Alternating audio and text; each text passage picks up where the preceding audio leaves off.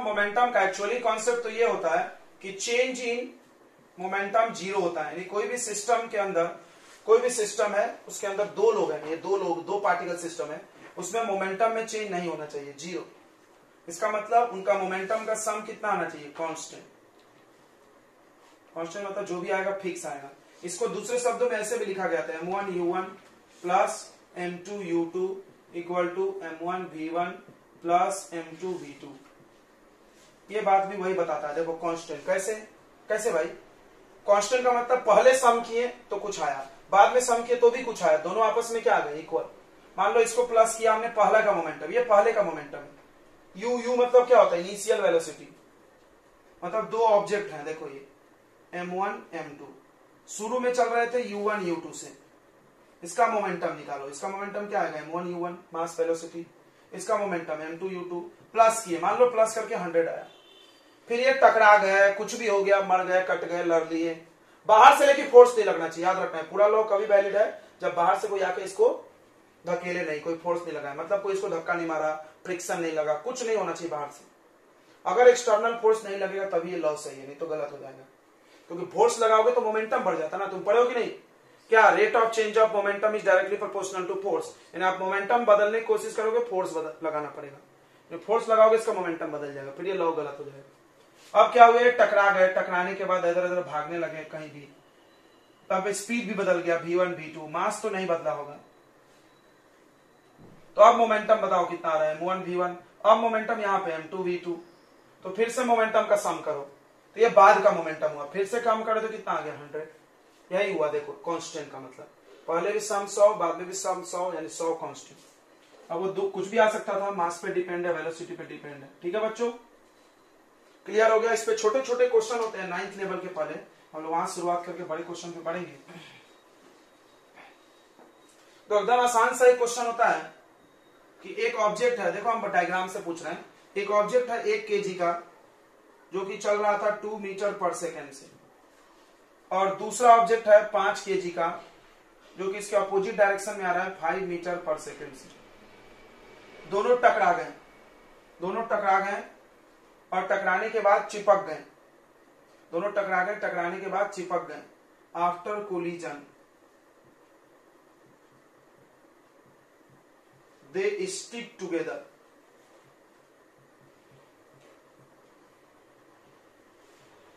And move in same direction. मतलब ये क्या हुआ कि दोनों टकरा गए, देखो टकरा गए, ऐसे चिपक गए और दोनों इधर की तरफ जाने लगे।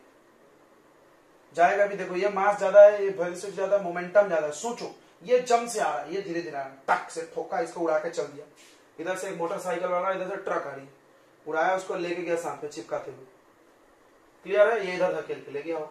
अब दोनों एक ही तरफ जाने लगे, मतलब ये 1 kg वाला भी और 5 kg वाला भी एक ही तरफ जा रहा है। तो फाइंड करना है वही velocity, find velocity of both objects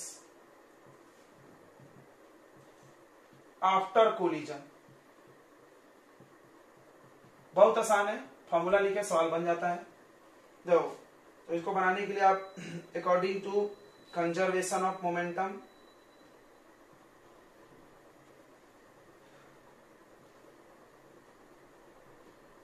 आप कंजर्वेशन ऑफ मोमेंटम लगाएं। क्या है conservation of momentum, m1 u1 plus m2 u2 equal to m1 v1 plus m2 v2।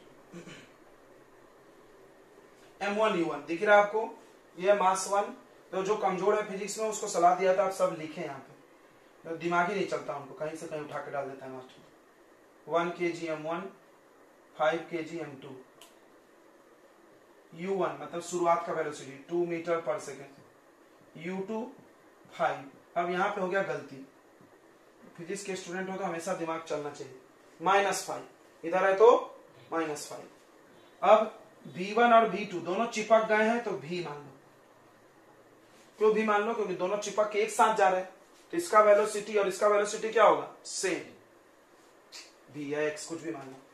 चलो वैल्यू रख दो, m1 u1 यानी 1 into 2 plus 5 into -5 m1 v1 यानी 1 into v plus 5 into v, 2 1 जा 2, 5 5 जा 25, v plus 5v, 25 minus 2 23, 6v। तो velocity आ गया 23/6। कितना आएगा बच्चों बताओ? 3.9।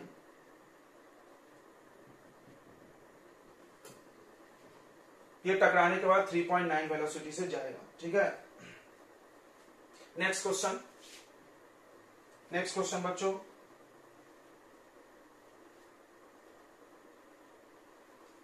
No a bullet of mass 20 gram is fire from a gun of mass 200 kg। बहुत वजनदार है गन, मशीन गन है।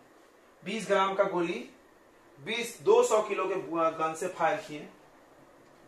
द मजल, तो मजल मतलब घूमते हुए गोली जाती है, राइफल से जो फायर होती है वो गोली घूमते हुए जाती है, उसको मजल करना बोलते हैं। The muzzle speed of bullet is 100। The muzzle speed of bullet is 100 meter per second. Find the recoil velocity of gun. तो recoil मतलब पीछे झटका मारना, ये झटका मारना और ये गोल गोल घूमना, दो वर्ड है यहाँ पे। चलिए बनाइए जल्दी से, 1 मिनट दे रहे हैं हम आपको। एट रेस्ट, बस इस सवाल को बनाने का यही क्लू है। मतलब u1 पहले ऑब्जेक्ट का स्पीड इनिशियल वाला और u2 दूसरे ऑब्जेक्ट का स्पीड, दोनों क्या ले लेंगे? 0। बस अब फायर होने के बाद इसमें सोचा जाता है कि फायर होने के पहले, मतलब एक काम होता है इसमें, और उस काम के पहले अब बात सोच लो। तो पहले और बाद देखते हैं हम। बाद में जब गन फायर हो गई तो बुलेट निकल गई होगी आगे की तरफ, चल भी रहा होगा, और गन पीछे जा रही होगी, पीछे। तो गन जो पीछे जाता है उसी को हम लोग रिकॉइल बोलते हैं, और बुलेट जो आगे जा रही है वो स्पीड ऑफ बुलेट बोलो, और मजल स्पीड जो भी है।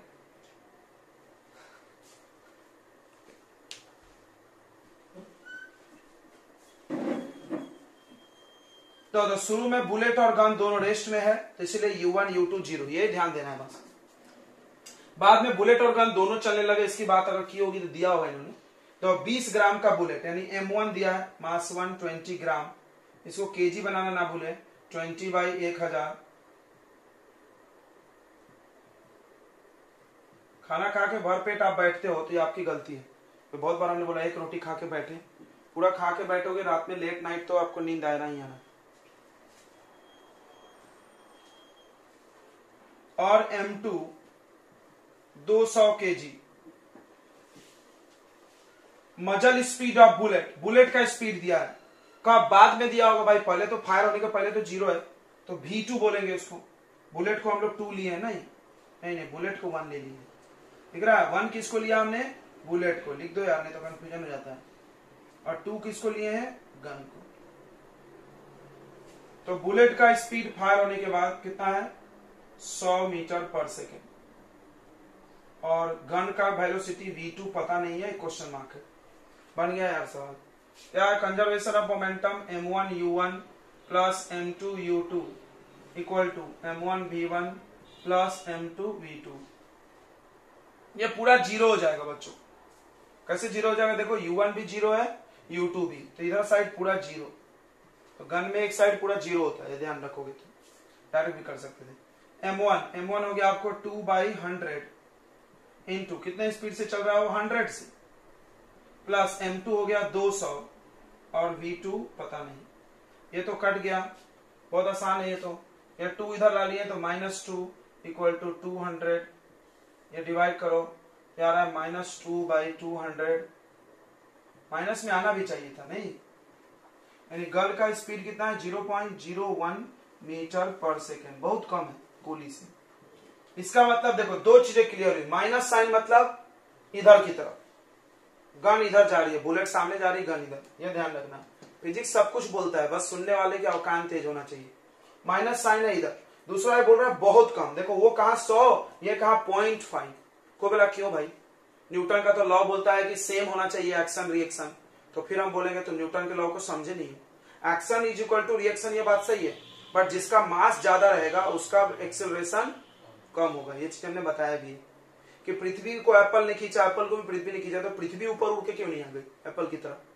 भाई पृथ्वी का मास बहुत ज्यादा है, वो चलेगा नहीं, बट फोर्स इक्वल है दोनों में, यानी इस पे इसमें जितना फोर्स लगाया इस पे भी उसने उतना ही लगाया, फिर ये स्लो क्यों गई?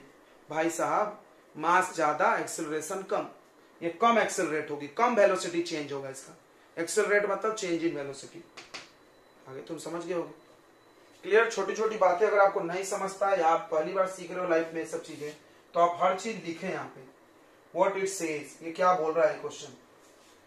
नेक्स्ट क्वेश्चन बोर्ड पे लिखा है, आप डेयर करें। तो ये बॉम्ब है, ध्यान से देखें, ये बॉम्ब है, इसके 3 हिस्से हुए, ये बॉम्ब है शुरू में इनिशियली, तो इनिशियली इसका टोटल मोमेंटम कितना है? 0।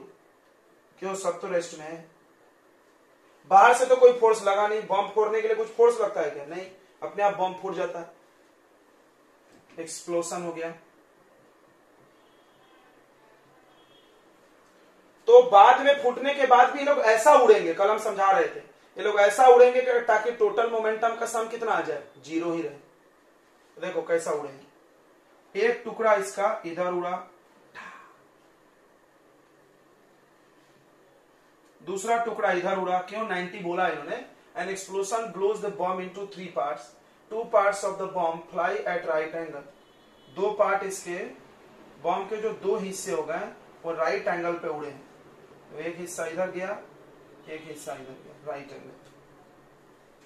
थर्ड पार्ट हमारा कॉमन सेंस बोलता है कि इधर उड़ा होगा, तभी मोमेंटम 0 होगा।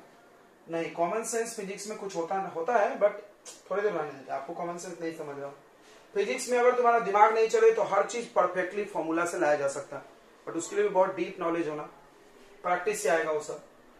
मेरा बोलता है कि इधर ही जाएगा, देखना आएगा, बट अभी मत मानो, तुम अभी मत मानो, वो तो नहीं मानते, हमको नहीं पता, इधर भी जा सकता है, इधर भी जा सकता है, इधर भी कभी जा सकता है। सर क्वेश्चन में लिखा नहीं है भाई, ठीक है कोई बात नहीं।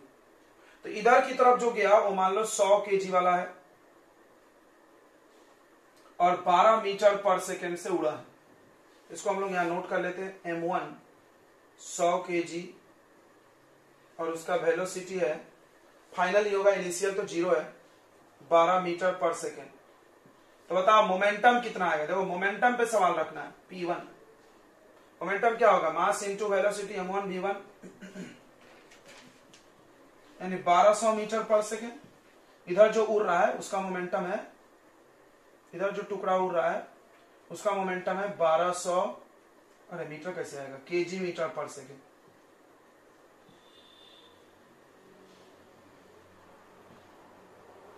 मोमेंटम एक वेक्टर क्वांटिटी है, हमेशा ध्यान रखना। दूसरे टुकड़े की बात करते हैं, 200 kg का है, कितने वेलोसिटी से उड़ा है भाई? वो 100 वाला 12 से उड़ा था, 200 वाला 8 से, 8 मीटर पर सेकेंड इधर गया है। थोड़ी देर के लिए मिटा दें, डायरेक्शन निकालना याद रखना। इसका मोमेंटम जो दूसरी तरफ उड़ा है M2V2, तो मास हो गया 200, 8 और 2 16, 1600। तीसरे पार्ट का अपने को पता नहीं, लेकिन है तो जरूर।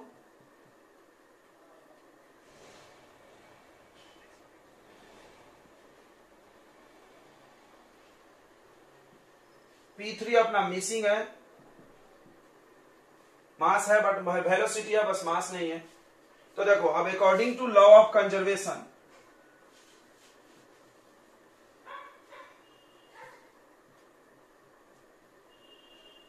कितना पार्टिकल सिस्टम है बताओ? ये 3 पार्टिकल सिस्टम है, अभी तक तुम 2 का पढ़े थे, यहाँ पे 3 टुकड़े हुए, 4 5 भी हो सकते हैं।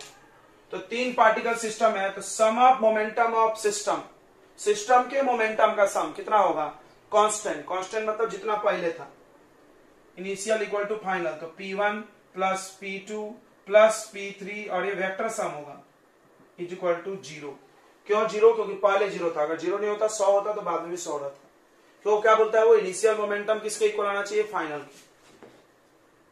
अब अपने को P1 पता है, P2 पता है, इसका वेक्टर सम करके P3 निकालना है।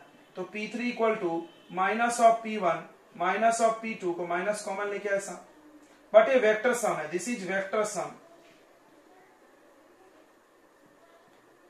यानी अब देखो इसका, इन दोनों का रिजल्टेंट हमको चाहिए इधर की तरफ, इधर की तरफ आएगा ना इनका वेक्टर सम।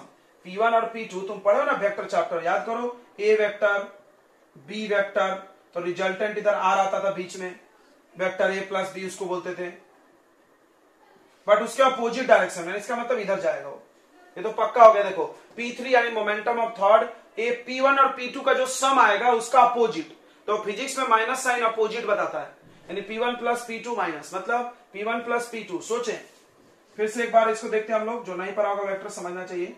तो एक वेक्टर इधर है P1, एक वेक्टर इधर है P2, इसका रिजल्टेंट यहां आएगा कहीं P1 प्लस P2, बिल्कुल। अब हम बोले इसका माइनस करो, तो किसी भी वेक्टर का माइनस किधर होता है, कोई भी वेक्टर का ऐसा है ए, हमने बोला माइनस ए बताओ तो इधर जाएगा, अगर वेक्टर ए ऐसा है हमने बोला माइनस बताओ तो इधर जाएगा। तो उस हिसाब से इसका माइनस इधर होगा, माइनस P1 प्लस P2, और यही है P3, यानी ये पक्का हो गया कि तीसरा टुकड़ा इधर उड़ेगा, जो कि हम पहले भी गेस कर दिए थे। तो हम लोग क्या करेंगे, P1 प्लस P2 लाके माइनस लगा देंगे, P1 प्लस P2 लाके माइनस लगा देंगे, P3 निकल जाएगा। पहले P1 प्लस P2 ला लो, यानी वेक्टर का सम करो। तो हम देखो वेक्टर चैप्टर पढ़ाए और बोले थे कि कहीं भी vector A plus vector B लिखा है, इसका ये बिल्कुल मतलब नहीं कि दोनों को ऐड कर दो, जो भी कर रहा हो मूर्ख है, वेक्टर चैप्टर नहीं पढ़ा है। स्केलर में होता है डायरेक्ट प्लस, यहां पर ये लिखने का मतलब कुछ भी हो सकता है, सेम डायरेक्शन है तो प्लस होगा, ऐसा है तो माइनस भी हो जाएगा, कुछ एंगल पे है तो a square B square 2ab cos theta करो। बोला जाता है वेक्टर सम, वेक्टर के अलग रूल्स है भाई, बोला जाता है उसको vector sum, total, magnitude, resultant, ये सब वर्ड यूज किया जाएगा, बट करते समय उसको प्लस नहीं किया जाएगा, उसको प्लस करने के एक रूल है। तो देखेंगे बच्चों, ये जो आपको आएगा यहां पर वैल्यू, इसको जो भी आप आर लगा नाम दे सकते हो, रिजल्टेंट। तो कैसे निकलता है रिजल्टेंट, आपने पढ़ा होगा, A square plus B square plus 2ab cos theta, theta इन दोनों के बीच का एंगल लिया जाता है। ये रूल है निकालने का, दो वेक्टर को सम करने का ये रूल है, कभी भी करे तो इसी रूल से करें। तो चलो रिजल्टेंट मेरा क्या है, P1 प्लस P2 है, वैल्यू है आपके पास, रख दो value, P1 square plus P2 square plus 2P1 P2 cos 90। Angle ये मत ले लेना, पूरा एंगल, इन दोनों के बीच का एंगल, P1 P2 को ऐड कर रहे हो तो एंगल किसके बीच का, P1 और P2 के बीच का। cos 90 सबको पता होगा 0, ये तो 0 हो गया भाई। P1 square, P1 I think निकाल दिया था हम लोगों ने 1200 स्क्वायर, यहां पर करो स्क्वायर, मैग्नीट्यूड का स्क्वायर, फिर यहां 1600 का स्क्वायर, इसको करोगे तो आप ही आ जाएगा 2000, यानी इसका वैल्यू कितना आ गया, 2000, वैल्यू, डायरेक्शन नहीं, वैल्यू आ गया। चलिए जाने दीजिए।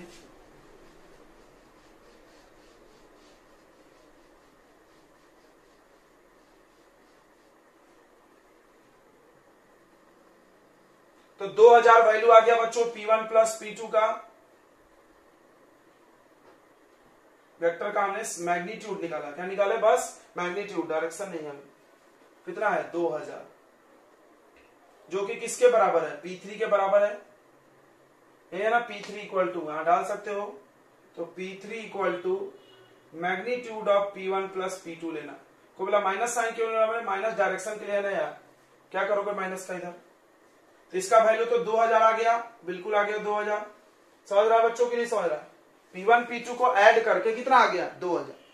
कोई बोला कैसे 2000 आ गया यार, 1200 1600 कैसे ऐड हो गए, मतलब बेवकूफ, ये मैथ्स नहीं है तुम्हारा, डायरेक्ट प्लस करके इन्होंने 2800 कर दिया था, जब भी हम समझ गए थे, ये वेक्टर है, ऐसे ही ऐड होगा। दो वेक्टर को ऐसे ऐड किया जाता है, ए स्क्वायर, ए वेक्टर है, ये मान लो ए या बी, तो A square B square 2ab cos theta से ऐड होते हैं। तो ऐड किया हमने, इतना आ रहा है भाई, ऐड करके ये आया, ये आंसर है आपका। बट आपका एक्चुअली आंसर क्या है, P3 इक्वल टू माइनस, मतलब माइनस डायरेक्शन बताने के लिए इधर ये माइनस साइन क्या बता रहा है कि जो भी P1 प्लस P2 आएगा उसका उल्टा, तो P1 इधर P2 इधर, तो P1 प्लस P2 कहां आएगा, बीच में, तो उसका उल्टा करोगे तो इधर आ जाएगा। क्लियर है, क्लियर है क्या, इसकी हमको कोई जरूरत नहीं है, ये P1 ये P2 ये P3 ये पक्का हो गया, वो यहां से ही पता चल रहा है। तो आप ये 2000 ला लिया हमने, ऐड करके वैल्यू 2000 ला लिया ना, P3 का वैल्यू क्या होगा, m3 into V3, I think velocity दिया हुआ था इसका 25, तो m3 आ जाएगा 80। अब एक बच्ची का माइनस क्यों आ रहा था, क्योंकि उन्होंने माइनस साइन यहां वाला रखा था बचा के, तो क्यों नहीं रखे थे हमने क्यों नहीं रखा सर, आपने क्यों हटा दिया, चलो माइनस साइन डायरेक्शन के लिए उसको हटा सकते हैं हम, तो 80। अब बात करते हैं डायरेक्शन की। देखिए तो फिर से आपको हम कॉन्सेप्ट पे लाते हैं, वेक्टर चैप्टर का खेला है यार, और हर जगह खेला, vector a vector b add करे तो आर, तो ये आर का डायरेक्शन कैसे निकलता था, याद करो, यहाँ अल्फा एंगल मानते थे और हम लोग निकालते थे tan alpha equal to tan theta sine by cos, तो कौन सा साइन लेते थे, नहीं समझ रहा है तो चुपचाप यहाँ पे ऐसे परपेंडिकुलर, रटना नहीं है फॉर्मूला, तो ऐसे परपेंडिकुलर ड्रॉ करो। tan थीटा क्या होता है, परपेंडिकुलर बाई बेस, परपेंडिकुलर में कौन है, देखो ये कौन है, बी है, यहाँ पे कौन सा वेक्टर है, बी है, और यहाँ पे कौन सा है, ए, तो आप डायरेक्ट भी निकाल सकते हो, tan alpha equal to vector b upon vector a. Clear हो गया, का मैग्नीट्यूड लेना। चलो तो चलो डायरेक्शन निकाल लेते हैं, तो यहां पर भी हम लोग वैसे करेंगे, ये मान लेंगे कुछ एंगल अल्फा, और ये निकाल करके हमको ये एंगल बताना है किस दिशा में उड़ेगी, ये एंगल हमारा एक्चुअल है, हकीकत, इधर तो उड़ेगी नहीं, तो निकाला जा रहा है भाई, दो वेक्टर ऐसे है तो रिजल्टेंट इधर ही आएगा, तुम्हारा आंसर ये अलग बात है, तो हम ये निकालेंगे, फिर 180 से माइनस करके ये एंगल बताएंगे, समझा, तो उड़ा तो इधर है इस दिशा में, तो हम पहले ये निकालेंगे, ये निकालने के लिए देखो यहाँ पर ऐसे टक टक टक टक लाइन बना दो, निकल जाएगा आराम से। तो डायरेक्शन निकाल रहे हैं हम लोग,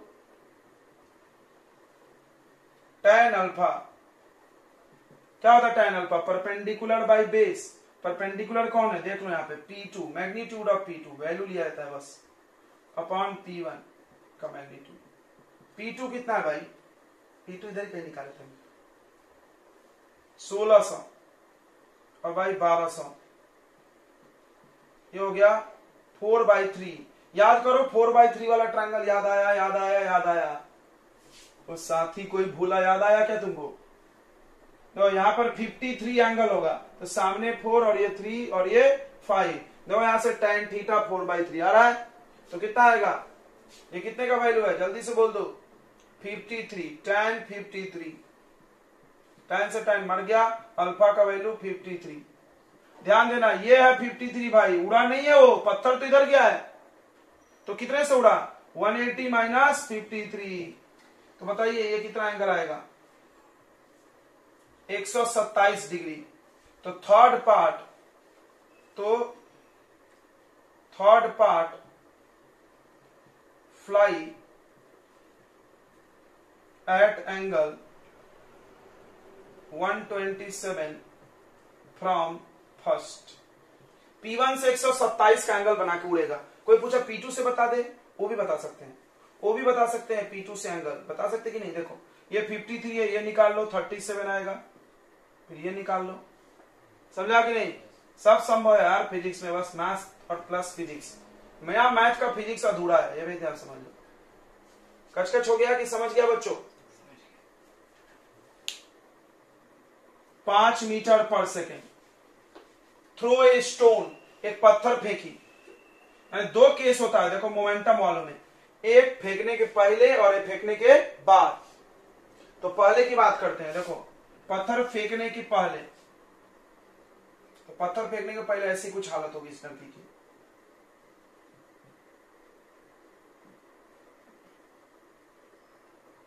लड़की के पास पत्थर होगा लेकिन उसके पास ही होगा ना, लड़की और पत्थर साथ में होंगे, तो गर्ल थ्रोइंग ए राइडिंग ए बाइसिकल, और ये जा रही कितने स्पीड से, 5 से,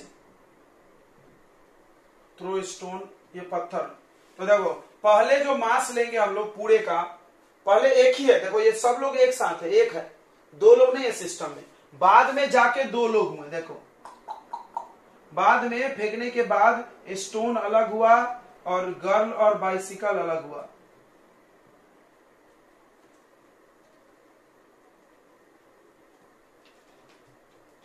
ठीक है, स्टोन अलग हुआ, गर्ल और बाइसिकल अलग हुआ बाद में। पहले तो गर्ल और पत्थर होता सब साथ में है। तो देखो ध्यान से सुनना, ये बिफोर है और ये आफ्टर है।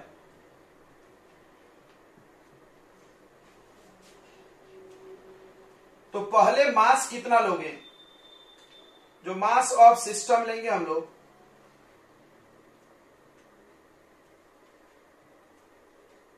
पूरे सिस्टम का मास, उसमें 3 लोग आ जाएगा। देखो कहा गया 0.5 kg का पत्थर प्लस लड़की और साइकिल मिला के 50 किलो, तो ये 50.5 kg हो जाएगा टोटल मास।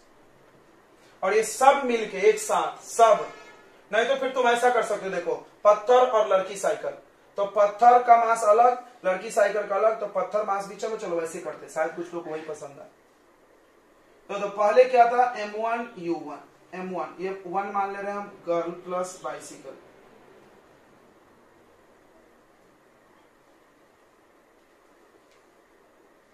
M1 एक का मास पत्थर का, तो 0.5 kg, ओ सॉरी नहीं 50 kg है ना।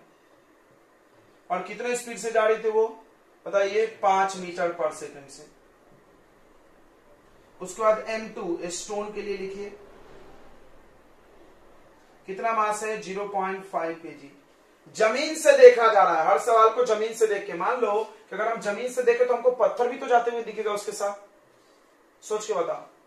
तो कोई भी सवाल ना जमीन से सोचा था, कोई सोचेगा लड़की, तुम अगर लड़की के जगह पर रख के खुद को सोचोगे तो मेरे हाथ में पत्थर है रुका है, बट सवाल कहां से सॉल्व की जाती है, ग्राउंड से। जितने भी क्वेश्चन है न्यूटन लॉ जहां जहां लगता है सब में ग्राउंड जरूरी है।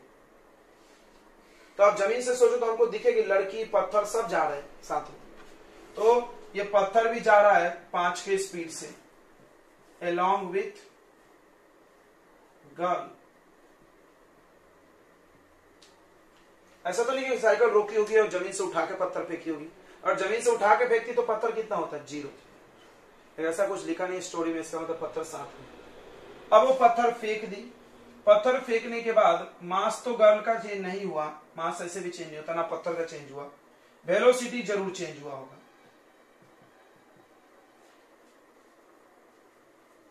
ए स्टोन ऑफ मास इतना केजी विथ स्पीड, पत्थर फेंकी है उसका स्पीड दिया, पत्थर 2 को माने थे नहीं, तो पत्थर का स्पीड दिया 15 मीटर।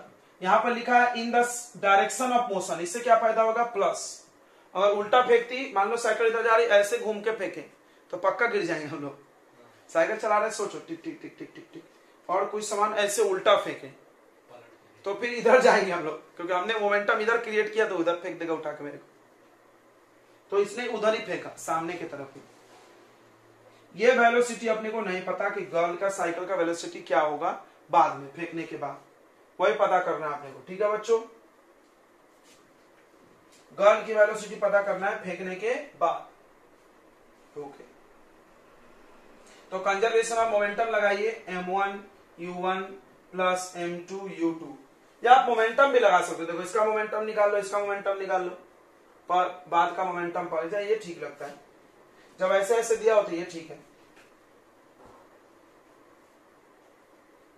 जब एक ही जैसा करते हैं। कोई बोलेगा सर बदल रहे हैं ट्रिक, पिछले क्वेश्चन में हम P1 plus P2 plus P3 equal to 0 कर दिए थे, क्योंकि पहले सब रुके हुए थे।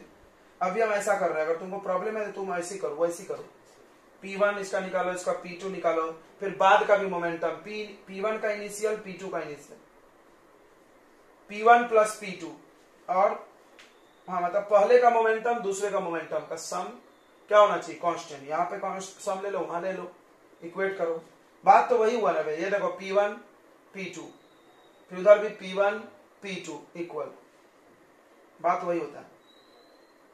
M1 V1 plus M2 V2, M1 V1 U1 sorry 50 into 5, बताओ इसको इससे इंटू करो, कितना आ रहा 250, इसको इससे इंटू करो 2.5, ये पता नहीं, M1 पता है, मास पता है 50 इंटू V1, 15 इंटू मास पता है ना अपने को 0.5,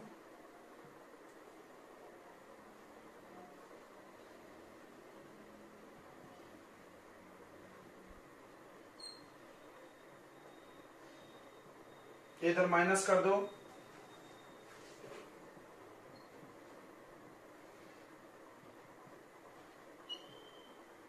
बताइए कितना होगा, ये माइनस करके बताओ बच्चों। 0.5 से 0.5 गया, इनमें से 2 गया 5, आई थिंक 245, सही बोल रहे हैं? Yes sir.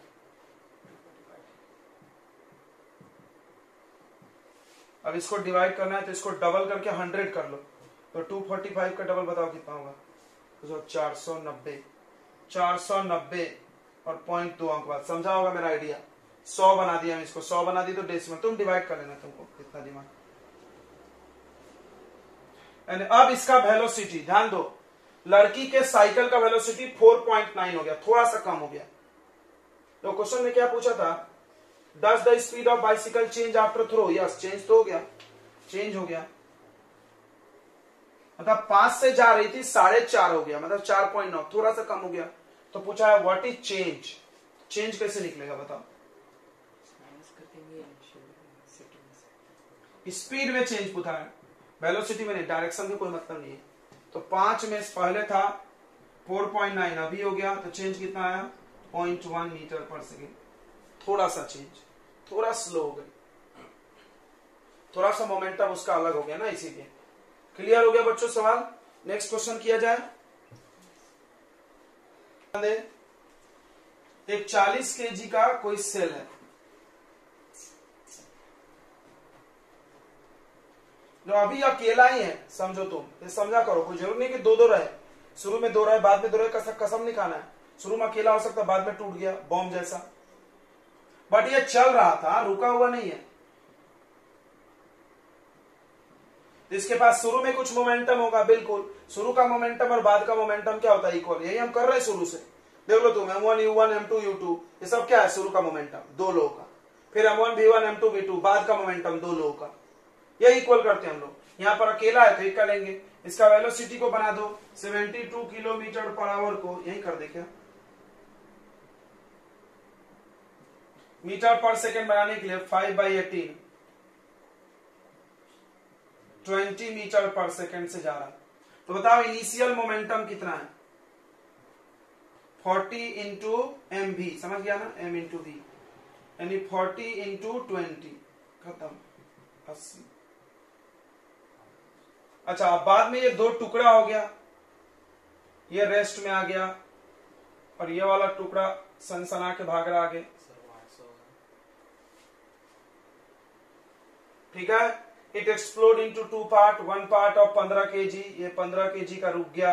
ये कितने केजी का होगा, टोटल वजन 40 है, टोटल वजन 40 है भाई, इतना तो सबको समझता है कि इसका मास कैसे निकलेगा, 40 माइनस 15 कितना आएगा 25 किलो, 25 किलो वाला उड़ रहा विद वेलोसिटी।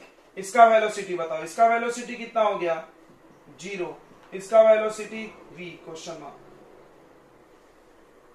बस आप चाहो तो ऐसे कर सकते हो मोमेंटम के हिसाब से, initial momentum of system, system में जितने लोग हैं सबका प्लस करना होता है, equal to final momentum of system, यह सिस्टम, यानी शुरू में एक ही लोग है थे m इंटू वी, और बाद में दो लोग थे M1 V1 plus M2 V2, ये लगाओ बात एक ही है।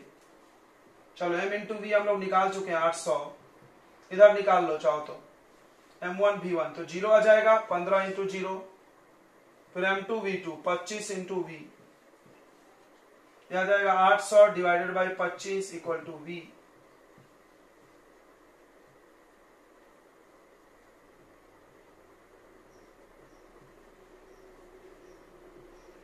तो वेलोसिटी आ गया बच्चों 32 मीटर पर सेकेंड। क्या आपने ये क्वेश्चन कर दिया, ये तो बहुत आसान था, कर ही दो यार। ये चल रहा है, कितने स्पीड से चल रहा है भाई? 36 मीटर पर सेकेंड। ये ट्रक से टकरा गई जाके, ये ट्रक है, ट्रक रेस्ट में था। देखो इसको 1 मान लो, तो ये हो गया m1 और ये हो गया u1। रेस्ट में था तो m2 तो पता होगा ना, 9000 kg, u2 0। अब टकराने के बाद ये चिपक गए, कार इसमें चिपरा हो गया, ऐसे घुस घस गए।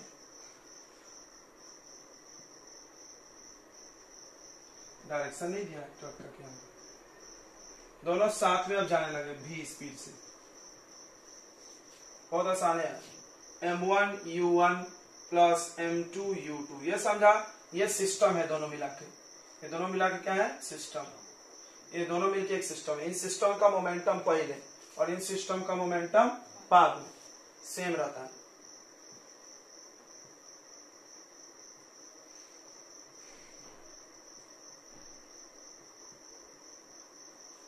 ये कितना हो गया? 1000 इंटू 36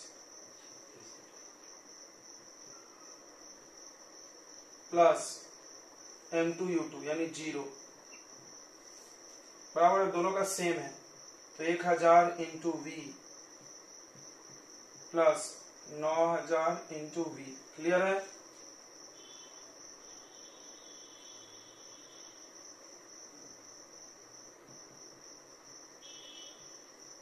तो प्लस करना भूल गया था क्या?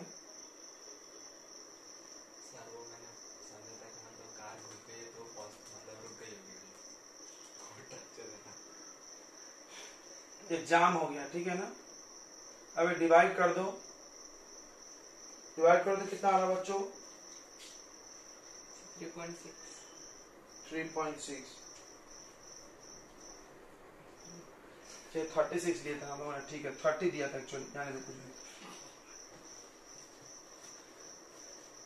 क्वेश्चन में 30 है, वो 36 लिख देती है।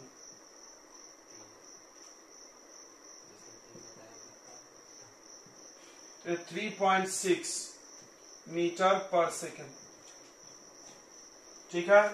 तो चलो अब कंजर्वेशन ऑफ मोमेंटम यही हम लोग खत्म करते हैं।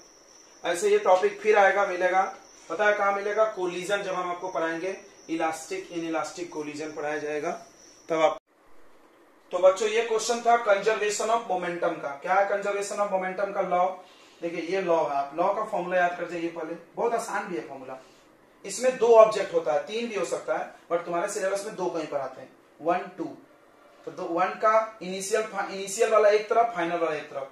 m1 u1 plus m2 u2 equal to m1 v1 plus m2 v2। बहुत आसानी से याद हो जाएगा। देखो m1 m2 दोनों तरफ है, एक बार u और एक बार v 1 1 2 2। क्लियर है? बस इसमें सारे वैल्यूज दिए होते हैं, आपको बस एलोकेट करना होता है। थोड़ा सा क्वेश्चन सीरियसली पढ़ेंगे। बहुत बार लिखा आता है कि ये ऑब्जेक्ट चलते चलते गया, इस रुके वाले से टकराया, तो रुका वाले का इनिशियल वेलोसिटी 0 हो जाएगा, ये ध्यान रखेंगे। यहां पे फंस सकते हो। दूसरा ऐसा फंसाया जाता है कि ये दोनों चिपक गए, जुड़ गए, एक साथ चलने लगे। इसका ये मतलब है कि दोनों सेम वेलोसिटी से जा रहे हैं, तो यहां पर v1 और v2 सेम हो जाएगा। बस 2 जगह आपको अगर नहीं फंसोगे तब तो वो गारंटी दे रहे, तुम्हारे जो बुक का सवाल है वो सारे बन जाएंगे। बाद में 12th में भी आएगा, बहुत ज्यादा है वहां पे, लेकिन आपके 9th तक के लेवल के सवाल में 2 चीजें अगर नहीं तुम फंसे। एक गन वाला होता है, गन और बुलेट में एक साइड 0 ले लेते हैं। गन और बुलेट में एक साइड पूरा 0। क्यों 0? क्योंकि बुलेट और गन शुरू में रुका है या फायर होने के बाद रुक जाएगा, तो पूरा एक साइड 0 हो जाएगा। v1 v2 0 या u1 u2 0। दूसरे साइड रखना है एक साइड 0। तो बस 2-3 चीजें हम आपको बताएं, फिर से बता दे रहे हैं। कंजर्वेशन ऑफ मोमेंटम के क्वेश्चंस बनाने के लिए 3 चीजें आना चाहिए। पहला, ऑब्जेक्ट में 2 मास दिया होता है। देखो ये हिंट है, कोई भी क्वेश्चन पढ़ो जिसमें 2 बार केजी केजी ग्राम ग्राम दे दिया है, तो आप समझ जाओ कि कंजर्वेशन का सवाल है। देखो m1 m2, ये 1 2 लिख के नहीं देता, आपको सोचना है 2 बार मास है तो एक m1 मान तो एक m2। अब ये चलते चलते आ रहा है 10 से, तो ये u1 हुआ। टकरा गया एक रुके ब्लॉक से, तो ये इसका रेस्ट में था, तो u2 0। टकराने के बाद तो बाद वाला वेलोसिटी। एक क्वेश्चन और देख ले रहे हैं हम लोग, 11 नंबर।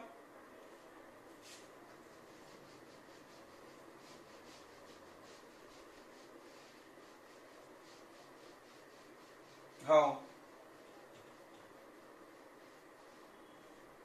तो आप बस एनसीईआरटी बना लो और असाइनमेंट बहुत है।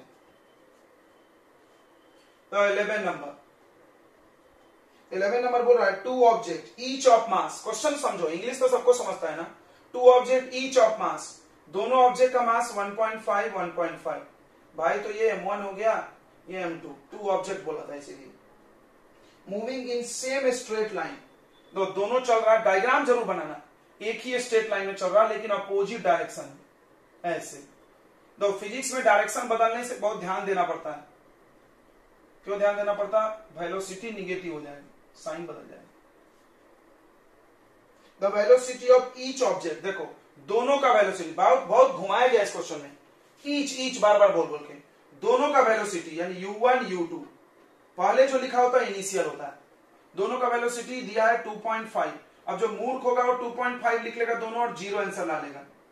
नहीं भाई, दोनों अपोजिट चल रहा है ना, तो एक का माइनस में लेना पड़ेगा। इसका माइनस ले लो।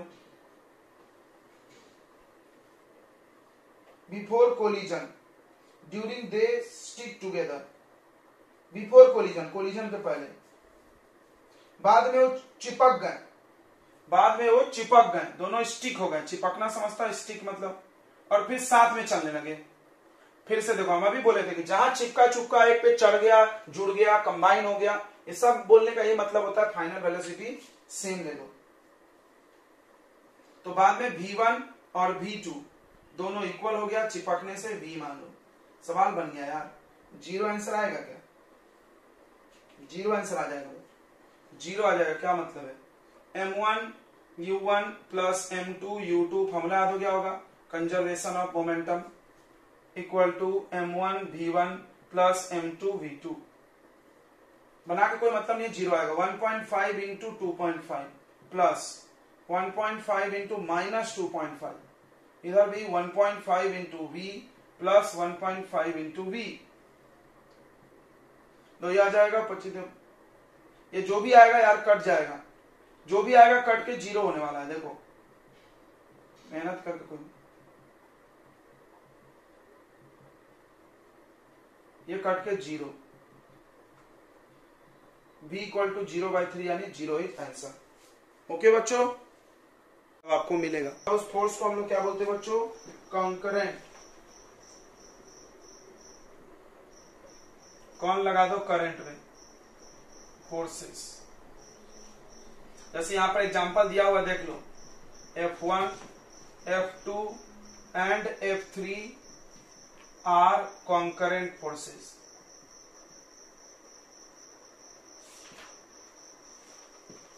एक और बात, तो ये लामिस थ्योरम लगाने के लिए 2 कंडीशन है। देखो कहीं नहीं लगता ये थ्योरम। पहला कंडीशन है,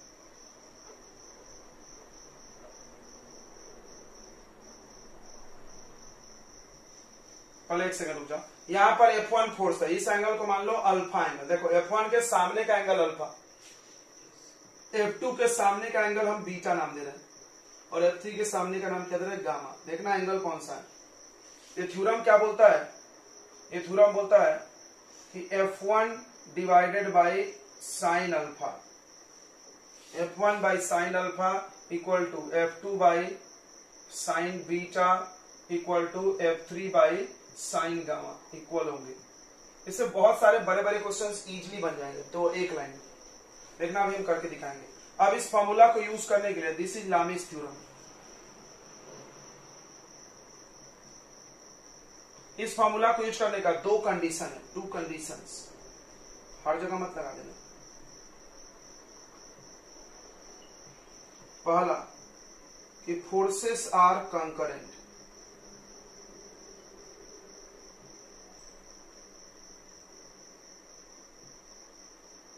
मतलब 3 फोर्स होना चाहिए, ये भी ध्यान रखो, 3 से ज्यादा नहीं। 3 फोर्सेस कंकरेंट होना चाहिए। और दूसरी बात, बॉडी या सिस्टम पूरा इक्विलिब्रियम होना चाहिए। इक्विलिब्रियम मतलब रेस्ट, यानी फर्स्ट लॉ में लगेगा। अगर सब लोग चल रहे हैं तो नहीं लगेगा, ठीक है।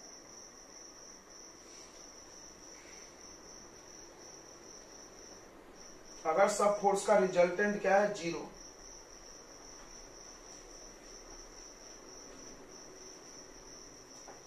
3 forces are in equilibrium.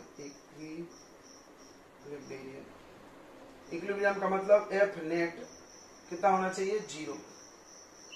Total मिलाकर के 0 है। देखो होगा भी, ऐसे रहता है तो 0 हो जाता है। क्यों?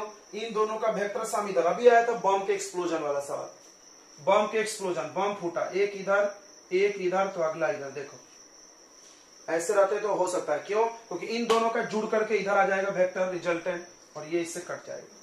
इसको समझना है, केमिस्ट्री में भी आएगा ये कॉन्सेप्ट। अगर 3 टुकड़ा होगा तो कैसे उड़ेगा तो टोटल 0 हो जाए। तो याद करो ऐसे ऐसे ऐसे, ठीक है, 0। क्यों 0? इन दोनों का रिजल्टेंट इधर आएगा और वो इससे कट के 0। यह लामिस थ्योरम, हम लोग इस पे कुछ क्वेश्चंस करेंगे, आप नोट कर लीजिए।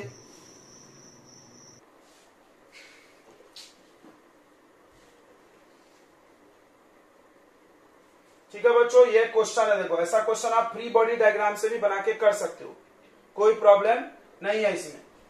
कैसे कर सकते थे? इस टेंशन के 2 कंपोनेंट तोड़ो, इधर साइन इधर कॉस, इसका फ्री बॉडी डायग्राम बनाओ, बन जाता था। इस पे एक फोर्स इधर। क्वेश्चन ने बोला मास इन इक्विलिब्रियम। इक्विलिब्रियम का मतलब एक्सेलरेशन 0। लामिस थ्योरम लगने के लिए जरूरी है इक्विलिब्रियम में हो। थीटा निकालो, टेंशन निकालो। ये लामिस थ्योरम का फॉर्मेट है, 1 फोर्स 2 फोर्स 3 फोर्स। पहले फोर्स का अपोजिट एंगल लेना है साइन लगा के, फिर दूसरे फोर्स का अपोजिट एंगल तीसरे का। हमने इसको बनाया, यहाँ पर एक पॉइंट है, इस पॉइंट पे 3 फोर्स है, 1 2 एक नीचे 3। ये डॉटेड है, धागा ऐसे बना हुआ एंगल के लिए, ठीक है, बना दिए। अब आपको एंगल पता होना चाहिए तीनों फोर्स के बीच, उसके लिए थोड़ा सा ज्योमेट्री काम आएगा। तो इधर 50 न्यूटन है, ये 90, ये थीटा दिख रहा है, तो ये पूरा कितना हो जाएगा 90 प्लस थीटा। उसी तरह ये थीटा है तो ये कितना हो जाएगा 90 माइनस थीटा। क्लियर है ना भाई? ये थीटा यहाँ पर कितना होगा 90 माइनस थीटा, की टोटल 90 है, और ये 90 तो टोटल कितना होगा 180 माइनस थीटा, और ये 90 मिल गया। अब फॉर्मूला लिखे, देखो F1 इसको मानेंगे तो 50 बाई अपोजिट एंगल, बताइए कितना होगा, साइन 180 माइनस थीटा।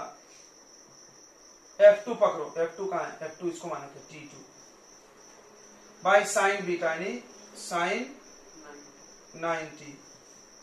F3 पकड़ो, F3 है 6G यानी 60 लिख दे इसको। 6G मतलब 6 इंटू 10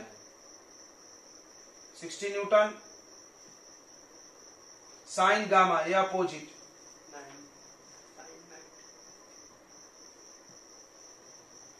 बस आप सॉल्व करें। 50 sine 180 minus theta, sine theta होता है, पढ़े हो ना? सबने ट्रिग्नोमेट्री का लेक्चर देखा होगा, ध्यान से सुने। जब यहां पर इवन मल्टीपल है, 90 का इवन मल्टीपल 90 इंटू 2, 90 का डबल 180 होता है, तो ये चेंज नहीं होता, साइन साइन में ही रहता है। और ये कौन सा क्वाड्रेंट है, सेकेंड क्वाड्रेंट। 180 से कम, याद होगा 90 से ज्यादा 180 से कम कौन सा क्वाड्रेंट, सेकेंड। और सेकेंड में साइन का आंसर कैसा आता है, प्लस। अब ये T2 by 1 equal to 60 sine 90 plus theta. ध्यान से समझना, साइन 90 प्लस थीटा, ये फिर से सेकंड क्वाड्रेंट हुआ, तो साइन का आंसर प्लस में आता है। यहाँ 90 इंटू 1 है, 90 का इवन ऑड मल्टीपल होगा तो ये चेंज होकर क्या हो जाएगा, कॉस। फिर से जब यहाँ पर 90 इंटू 1 रहे तो साइन कॉस में बदलेगा, जब 90 इंटू 2 रहे तो नहीं बदलेगा। क्वाड्रेंट देख के साइन लगाया जाता है। अब किसी दो को इक्वेट करके तुम लोग आराम से बना सकते हो। इन दोनों को इक्वेट करो तो एंगल आ जाएगा एंगल। देखिए तो 50 upon sine theta equal to 60 upon cos theta. इसको इधर भेज दो और 60 को इधर, यानी 50 by 60 equal to sine theta by cos theta, यानी 5 बाई 6 आ गया किसका वैल्यू, tan थीटा। ये आ गया एंगल। थीटा चाहिए तो tan इनवर्स कर लो 5 बाई 6, सही है। थीटा चाहिए तो tan इनवर्स 5 बाई 6 बन गया सवाल इजीली। तो no free body diagram, nothing, कुछ भी नहीं किया हमने। बट ये हमेशा नहीं लगेगा लामिस थ्योरम, ये भी ध्यान रखना। अब टेंशन निकालना है तो बस अब इसको इक्वेट कर लो या इसको कर लो। अब तुम खुद सोचो, अगर tan थीटा 5 बाई 6 है तो साइन कॉस निकल जाएगा, बिल्कुल निकल जाएगा यार। ट्रिग्नोमेट्री किस दिन के लिए पढ़े थे अपन, tan थीटा है 5 बाई 6, ये है 5, ये है 6, ये कितना होगा अंडर रूट 25 प्लस 36, 25 प्लस 36 कितना होगा भाई, ये 61। चलिए तो T2/1 इक्वल टू कर लो 60 बाई कॉस थीटा कर लो। अब यहां से T2 डायरेक्ट निकाल लो। 60 अपॉन कॉस होगा बेस अपॉन हाइपोटेनस, ये पलट के ऊपर चला जाएगा।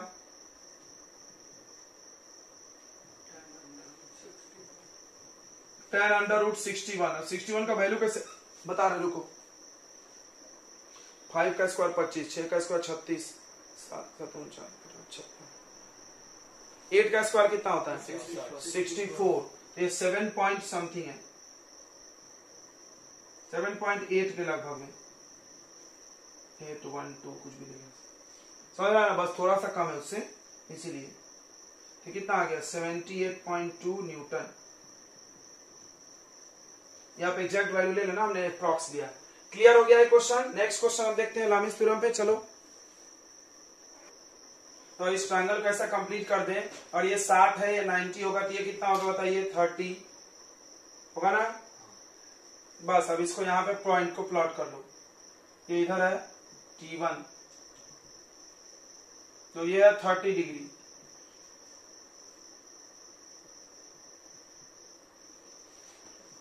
नीचे की तरफ 2G हो जाएगा, mg फोर्स चाहिए ना अपने को। अब देखो ये 30 है और ये कितना है 90, ये तो सबको दिख रहा है। तो यहां से यहां तक टोटल एंगल कितना हो गया 120। अच्छा अब यहाँ एक बच्चा पूछ रहा था, तो भाई ये 30 है तो ये 60 हुआ, और ये कितना हुआ 90, 9 6 15 150, और ये 90। चलिए तो फॉर्मूला लगाने को तैयार, रेडी। तो T1 बाई इसके सामने वाला साइन 90, सही है। फिर T2 बाई इसके सामने वाला, देखो इसके सामने वाला मतलब इसके सामने कौन है, ये पूरा है, दिख रहा है, ये यहां से यहां तक क्लियर हो रहा है। ये बोल्ड में बनाओ थोड़ा। अब जिसको ये सब वैल्यू नहीं याद है वो लेक्चर भूल गया मेरा ट्रिग्नोमेट्री का, देखना चाहिए, लिख के रखना चाहिए, तो लाथियाना पड़ेगा। फिर तीसरा क्या है 2G बाई ये सामने का एंगल, देखो साइन 120 डिग्री। तो साइन में तुम याद रख सकते हो कि sine theta equal to sine 180 minus theta, मतलब जो साइन 30 का वैल्यू है वही साइन 150 का होगा, 180 से माइनस करो, ये काम आ जाएगा यहाँ पर। लामिस थ्योरम में हर चीज का ट्रिक हम बता दे रहे हैं। साइन 91, अब साइन 150 नहीं पता तो 180 से माइनस कर लो 150 को, क्या लिख दो यहाँ पे साइन 30, समझा कि नहीं रे। Sine 150 equal to sine 180 minus 150, यानी कितना 30। ठीक है, सब शॉर्ट ट्रिक्स जो हम बताते हैं सबको बड़े दिमाग में डालते जाओ। 2 इंटू 10, जी का वैल्यू 10, तो 20 अपॉन साइन 120 किसको लिखेंगे बताओ, 180 माइनस 120 कितना आया 60। अभी हम देखें एक लड़का पड़ोसी से पूछ रहा है वैल्यू बताओ क्या है, तो T1/1 T2 by sine 30 1/2 20 by sine 60 √3/2, पलट मार के इक्वेट करो, इसको इससे इक्वल करो। T1/1 इक्वल टू 20 इंटू 2/√3, यानी T1 का वैल्यू आ गया 40/√3 न्यूटन। देखो अब इसको इससे इक्वेट करो, T2 ये पलटी मार के ऊपर इंटू 2/1 इक्वल टू यहाँ पर भी 20 इंटू 2/√3, तो T2 इक्वल टू 2 से 2 कट जाएगा, 20/√3 इज आंसर। तो इस तरह से बनता है सवाल झटाझट, आप लोग बहुत टाइम वेस्ट करते हो। ठीक है, नेक्स्ट क्वेश्चन।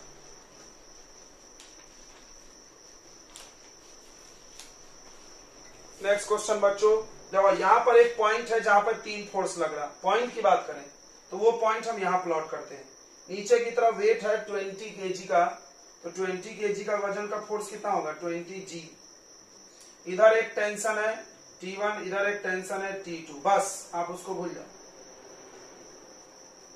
अच्छा, जितना टेंशन होगा वही वेट होगा ना, जाके इसको W2 बोले, इसको W1, बिल्कुल। देखो वेट इज ए फोर्स, ये इधर खींच रहा होगा W1 से और ये किधर खींच रहा होगा W2 से, तो यहाँ पर जो खिंचाव है वही यहाँ पे होगा। कोई बोला टेंशन सर, बोले टेंशन और ये एक ही होगा ना, क्योंकि रेस्ट में है। कोई बोला नहीं समझा, अबे नालायक, यहाँ T लग रहा, नीचे क्या लग रहा वेट, ये रेस्ट में है, तो ये इक्वल टू ये हो जाएगा कि नहीं, this minus this equal to mass into acceleration. Acceleration तो 0 क्योंकि रेस्ट में है, यानी टेंशन इक्वल टू क्या है वेट। क्लियर हो गया, क्लियर हो गया होगा। इधर W1 खींच रहा है और इधर W2। कोई कंफ्यूज हो रहा है कि टेंशन है तो आप सुन लें, ओ सॉरी W1 नहीं है, इधर W3 है। आप अभी सुन लें, यहाँ पे T इक्वल टू W3 होगा कि नहीं होगा? फ्री बॉडी डायग्राम बनाइए। तो इस मास पे ऊपर क्या लग रहा है? टेंशन। नीचे क्या लग रहा है? वेट। वेट एक खुद में फोर्स ही है ना, mg होता है वेट। अब ये चल नहीं रहा, एक्सेलरेशन 0। अगर एक्सेलरेशन 0 हो जाए तो हम क्या बोलते थे तुमको? ऊपर वाला फोर्स किसके इक्वल? नीचे वाले के। लेफ्ट वाला फोर्स किसके इक्वल? राइट वाले। यही सिखाया गया, ये इसके इक्वल। सही है। अब एंगल पे आ जाओ यार। तो ये 45 और ये 30। तो फिजिक्स बनाने के लिए मैथ्स का बहुत रोल है। तुम अक्सर ये चीज देख ही लियोगे इतने दिनों में। मैथ्स जहां भी वीक है तुम्हारा, लटक जाओगे तुम, सही हो जाओगे। मान लो ये सब छोटी छोटी चीज नहीं आता, नहीं बनेगा तो अपने कॉन्सेप्ट का अचार डाल लो, पुड़िया बना के डाल लो इधर उधर, कोई काम नहीं आएगा। कॉन्सेप्ट एक जगह है और आपका बेसिक मैथ्स अलग है। तो आप बेसिक मैथ पे बार बार बोलते हैं मेहनत करें, बहुत काम आएगा। तो ये पूरा 180 होता है लीनियर पेयर से। ये कितना हो जाएगा? 150। सही है। और ये भी पूरा है 180, ये कितना हो जाएगा? 135। चलो लगाओ फॉर्मूला। पहला फोर्स, पहला इसको मान ले क्या? ये 2 3 दिख ही रहा है, तो 20G अपॉन इसका अपोजिट एंगल साइन 45 प्लस 30। अब ये प्लस मत कर देना, नहीं तो वैल्यू नहीं ला पाओगे तुम। वैल्यू 70 75 का वैल्यू है, तुमको नहीं है तो कहां से? Basic math. Sine a plus b का वैल्यू निकालना सिखाया गया है बेसिक मैथ में, याद करो। ये जरूर सिखाया गया है बेसिक मैथ के लेक्चर में, यही सिखाया गया तुमको, सेम टू सेम वैल्यू। तो हम लोग को पता होता है कितना यूज है। उसके बाद W2 अपोजिट एंगल हो जाएगा साइन 150। फिर W3 ये हो गया साइन 135। तो अभी हमने एक ज्ञान दिया था वो काम आ जाएगा आपको। साइन थीटा और साइन 180 माइनस थीटा क्या होता है बच्चों? सेम होता है।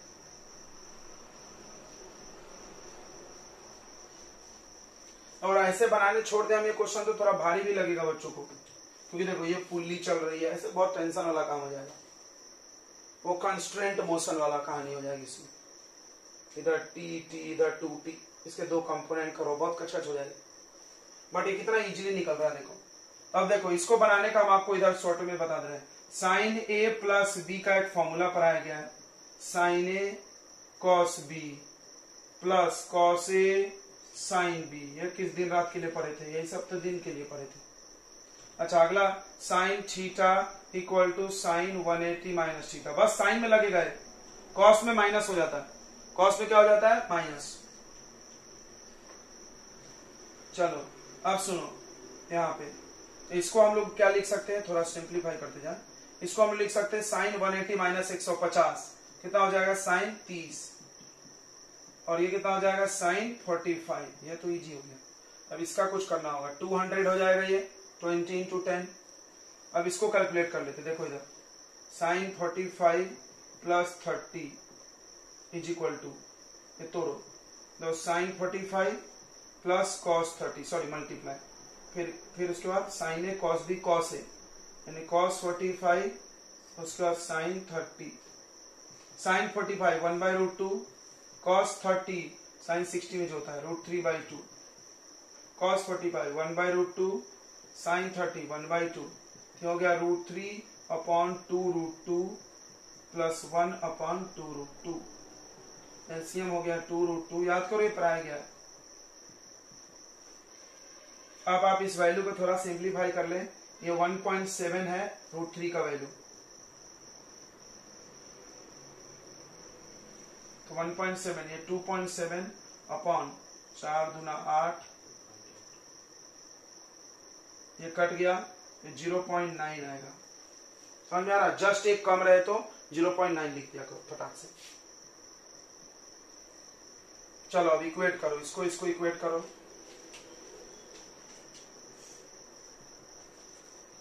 साइन 30 1/2,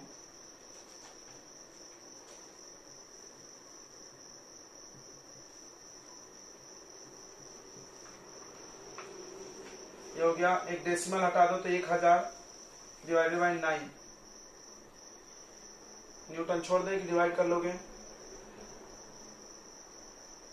उसके बाद इसको इक्वेट करो,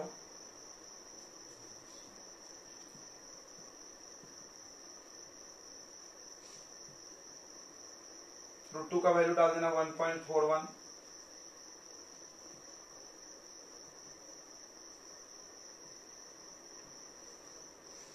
यहां से आप √2 का वैल्यू डाल के आप W2 निकाल सकते हैं। ठीक है बच्चों, चलिए तो बस आज का लेक्चर यहीं खत्म करना पड़ेगा हम लोग को।